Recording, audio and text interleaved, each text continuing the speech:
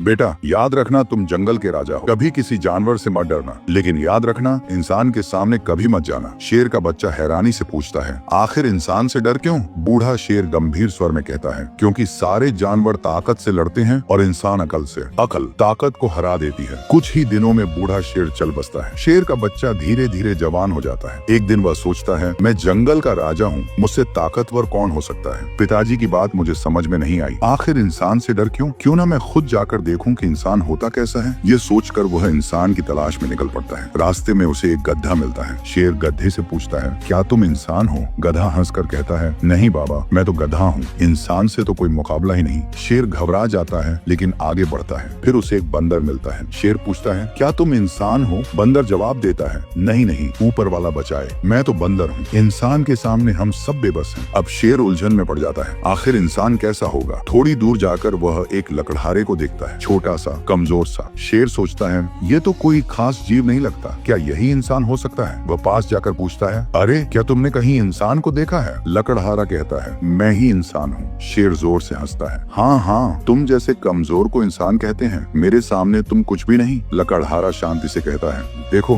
बात ताकत की नहीं, बुद्धि की होती है। तुम मुझे पहचानने में गलती कर रहे हो। शेर अचानक गुस्से से दहाड़ता है, नहीं, मैं मानने वाला नहीं। लकड़हारा कहता है, ठीक है, चलो किसी को बुलाते हैं जो फैसला करे, लेकिन तुम कहीं भाग न जाओ, इसलिए बेहतर होगा कि मैं तुम्हें रस्सी से बांध दूं। शेर घमंड से कहता है, हाँ हाँ, बांध दो, मुझे किससे डर। लकड़हारा उसे मजबूत रस्सी से अच्छी तरह बांध देता है और फिर डंडे से उसकी जमकर पिटाई करता है। शेर दर्द से हांफते हुए कहता है, अरे बस करो, तुम ही इंसान हो, अब मुझे समझ में आ गया।